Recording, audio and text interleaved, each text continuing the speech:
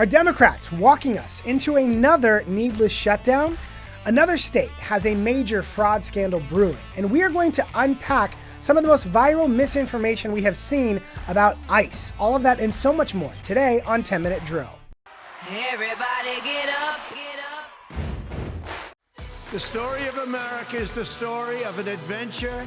I can hear you. The rest of the world hears you. We are a nation under God, and I believe God intended for us to be free.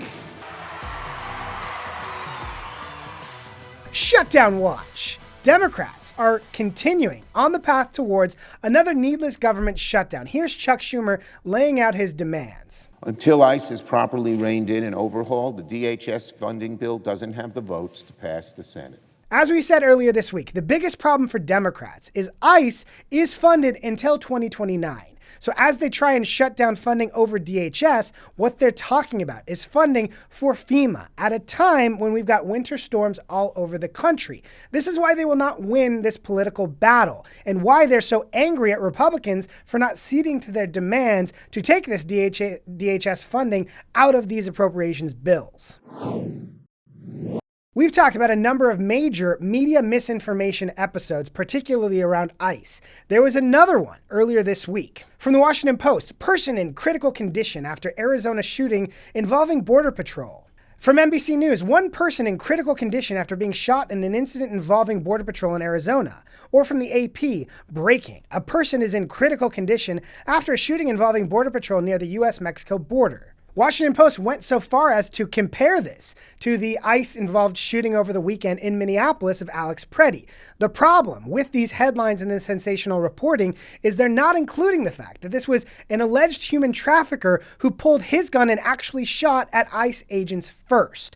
This thread from Drew Holden goes through it. As with the story of the 5-year-old boy that turned out to be major misinformation because the boy himself was not targeted, his father was targeted, and his father abandoned him, there is an organized and concerted campaign from media to attack ICE with all kinds of misinformation. Anyone who's worked in Republican politics for more than a few years can see the signs of this. It's reminiscent of what we saw with Black Lives Matter. It's reminiscent of what we saw with the media campaign to take down Justice Brett Kavanaugh when media standards were immediately dropped so that people could run to headlines with stories without all of the color. That's what we're seeing here. It also, again, reminds me of the Time magazine cover. You'll remember this was a time of coverage about child separation, and they took a picture of a child that looked very sympathetic, photoshopped it. Here's the actual photo of the child's mother standing just feet away, but they used this to attack President Trump and Republicans over child separation policies, and most people never realized that that cover was a lie all along.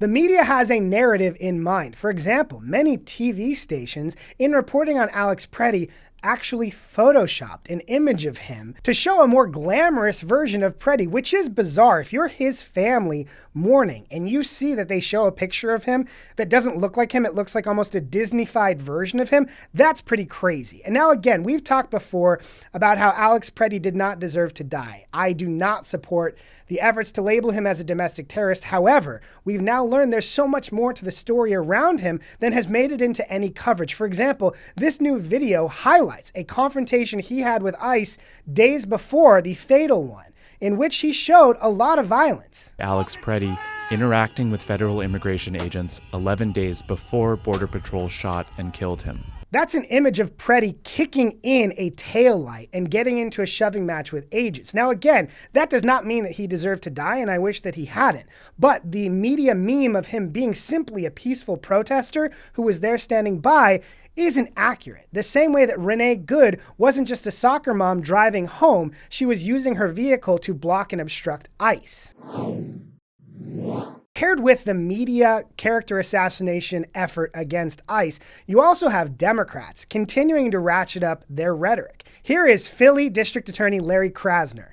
If we have to hunt you down the way they hunted down Nazis for decades, we will. Now that is Soros-funded DA Larry Krasner. You'll remember Soros-funded means George Soros, radical anarchist, supported a number of progressive prosecutors and district attorneys who he believed would get into office and stop enforcing crime. and where they could push soft on crime policies that made it more difficult to arrest bad guys. He's going out and calling the law enforcement officers that are part of ICE Nazis and saying that we're going to hunt you down. And this is a part of the larger left-wing effort to normalize this character assassination campaign against people who are simply public servants carrying out the law that elected officials put into place. If you don't like ICE, take it up with your elected officials. But another story here, Defending Education has a new database on how school districts are also fighting against ICE.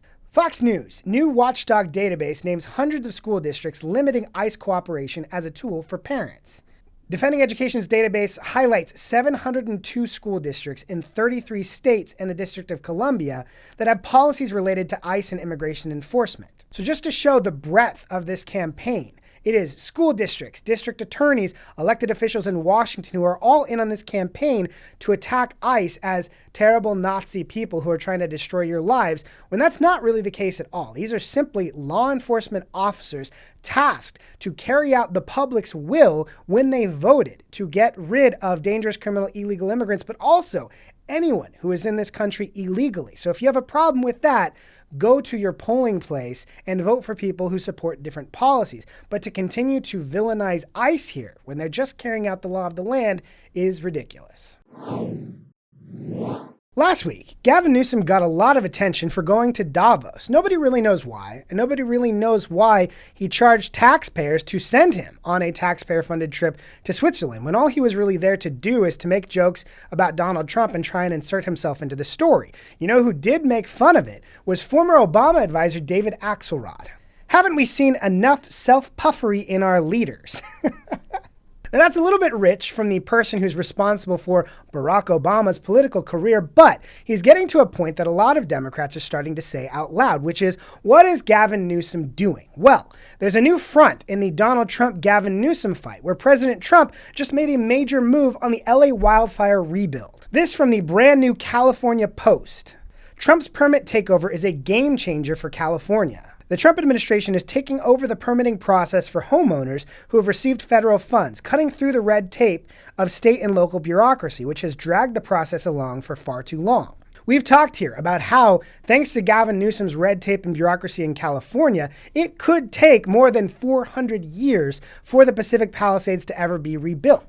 President Trump has said enough is enough, and for anyone in that area who received any kind of federal funds, they're taking over that permitting process to speed it up. This comes at the same time as a major lawsuit has identified a larger role that Gavin Newsom played in those wildfires. Breaking, Spectrum has now filed suit against Gavin Newsom in the state of California for the Palisades fire.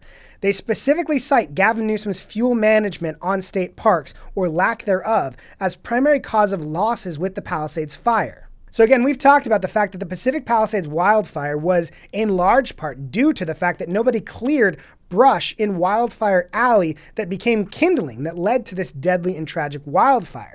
Gavin Newsom's fingerprints are all over the problems that allowed this to happen. So again, as you see him walking around Davos, making jokes in the back of the room, looking kind of like a class clown, you have to wonder, what is this guy really going to tell people to get elected when he runs for president? I have no idea.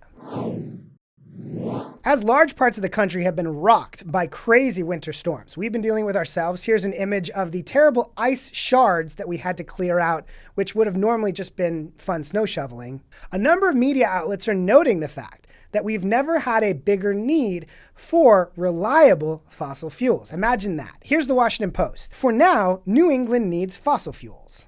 The episode threw cold water, or a foot of snow, on the notion that solar, wind, and hydro can entirely replace fossil fuels as quickly as some activists hope. And then another report in the Daily Wire. How green energy failed America during Storm Fern. With America's power grid stressed by a historic winter storm, expensive green energy sources like wind and solar proved unreliable. A new report on power use over the days of Winter Storm Fern, which brought massive snow accumulation and damaging waves of ice, found that traditional power sources like natural gas, coal, and nuclear provided 80% of U.S. electricity during the storm's most destructive days. Wind, by contrast, contributed single-digit percentages, and solar was largely unattainable during the coldest and darkest hours. This is particularly relevant as a number of states, particularly around New England, have spent the last few years destroying their access to reliable energy sources to force the transition over to wind, solar, and other less reliable sources, who are now really regretting it. For our You Can't Make It Up segment today, we go to Maine, where the Maine Wire has done a ton of very impressive digging into what may be their own Minnesota-scale fraud scandal. We went in, we knocked on all the doors, and nobody's home. They're one-room office suites. They all have matching signs on the door. They're checking the box of having an office so that they can unlock the Medicaid money. Yeah. But no one's there. And if somebody from the government just knocked on the door, they'd figure out pretty quickly, or just like did what we did, just walk around the building. We visited twice in December and then in January to see what was going on. And it's clear what's happening. This comes at the same time as a lot of high-profile Democrats have also demanded ICE get out of Maine. So it's very interesting that as soon as we start to hear about massive coordinated fraud, many of which is tied to Maine's own Somali community, is getting uncovered. Great work to the Maine Wire, Steve Robinson. Give them a follow. That is all the time we have for today. Thank you so much for joining us here on 10 Minute Drill. Please leave us a review, like, subscribe, tell your friends, and have a great day.